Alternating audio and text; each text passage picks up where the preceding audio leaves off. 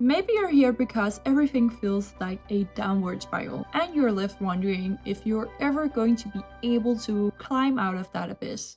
You know, not too long ago, my life was a complete mess. I had no direction over my life, no money, a few friends, no job, and worst of all, a giant absence of purpose. I spent my days imprisoned by self-doubt, confined to the four walls of my room, unable to bear the reflection staring back at me in the mirror. It was as if I was trapped in a relentless cycle of despair. Amidst in this darkness, a question burned brightly in my mind. If I had to start over from absolute zero, no friends, no money, and no direction, could I be able to turn my life around?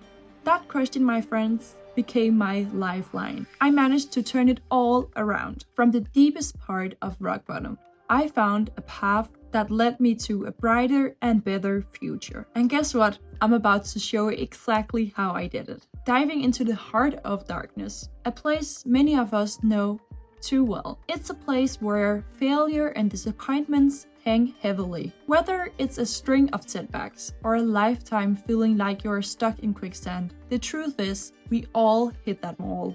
You know what? Here's the secret. That wall isn't the end. It's your beginning. Before I even attempted to shift my life, I knew I needed to make that direction truly my own.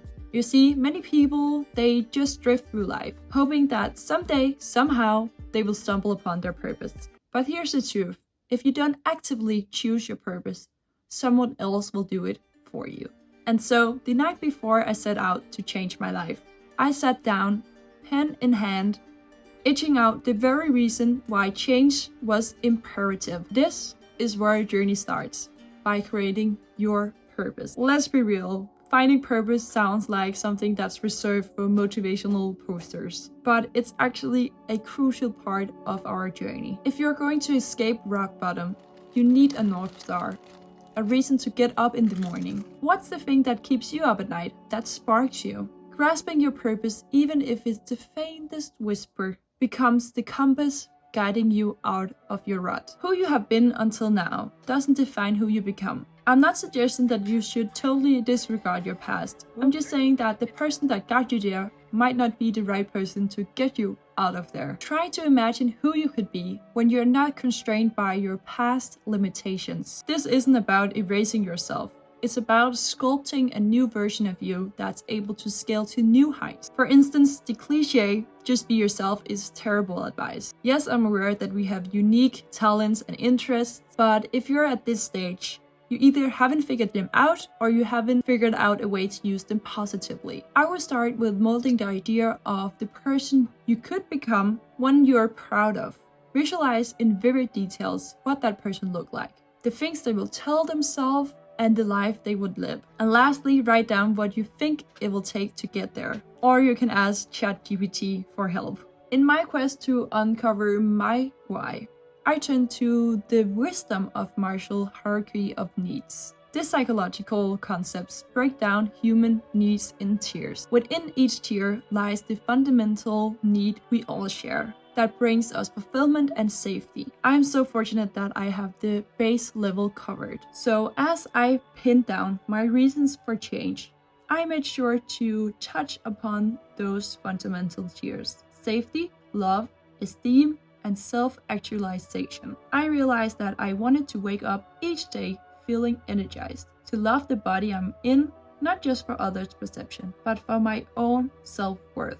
A fulfilling job positively impacting the world while I still felt validated, while also sustaining me financial, was definitely next on the list. And yes, a close circle of friends to enjoy downtime with was for sure also on the list. Lastly, I craved presence, showing up as a person that I was proud of, and I could stand there in front of the mirror and look myself deeply in the eyes with dignity, knowing I had taken accountability for my life and used my creativity. With our vision inched on the paper, we stand at a crossroad. Having a direction is one thing. Turning it into a reality is another. Here's the thing. Change isn't a grand event. It's not leaping off a cliff and hoping to grow wings. Change is built in the tiniest steps, each one carving out the path. In the darkest of days, thinking about a complete transformation is impossible. So let's instead ask ourselves, what is the smallest thing we can do right now? Maybe it's just putting down your phone or stepping outside to get some fresh air. It doesn't matter how tiny it seems. It's a crack in the wall. Speaking of walls,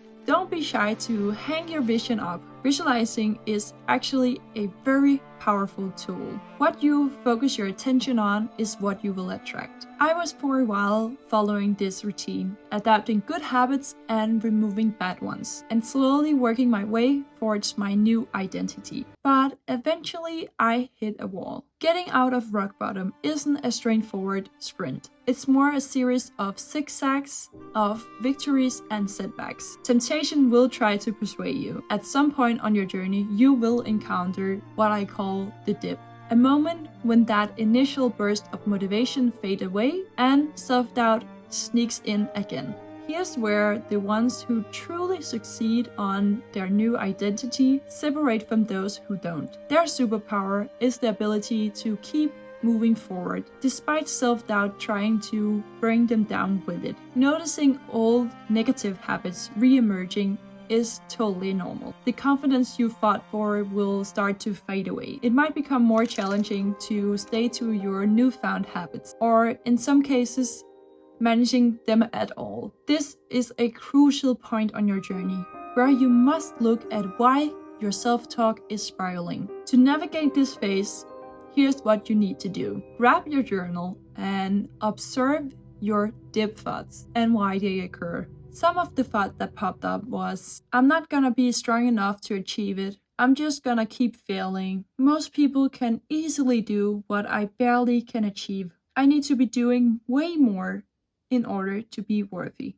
When I wrote these down, I asked myself, where did they came from? I can clearly think back at a time where I was just a small kid. I was happy and I felt capable of doing anything with my life. But eventually I got conditioned into believing that I'm not going to achieve any of that. The way I was not good enough. That was what I ended up writing. It was all programmed into me by external forces, and it wasn't really an accurate reality. The voices in your head feeding your insecurity, they are ghosts of a past that no longer should define you. The thing you're going to do instead is to confront that voice that tells you that you're not making any real progress. You will straighten yourself up and tell that voice, this time, failure isn't the final destination. If we keep going, we will only make more progress than we already have. I'm going to fail like I always do. Turns into I am learning and growing. And if you have a hard time rewriting these thoughts, a Google search might be your solution. Simply type in growth mindset charge and you'll be good to go. And to help you out, I have linked to one down below. Every time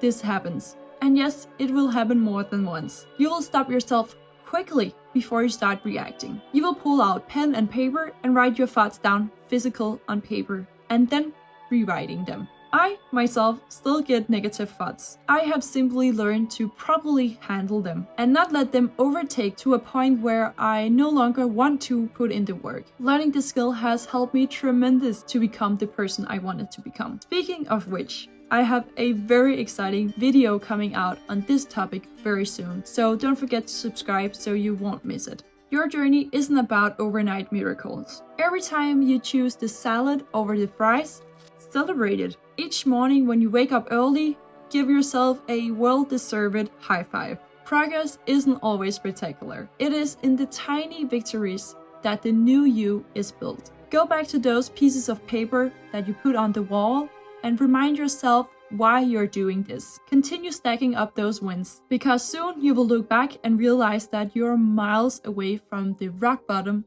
you once knew. You might not even recognize the person you become, but you will be grateful for them. You will realize that this dark pit was an unlikely gift, an awakening that transformed your life. So remember, if you're rock bottom, it isn't the end.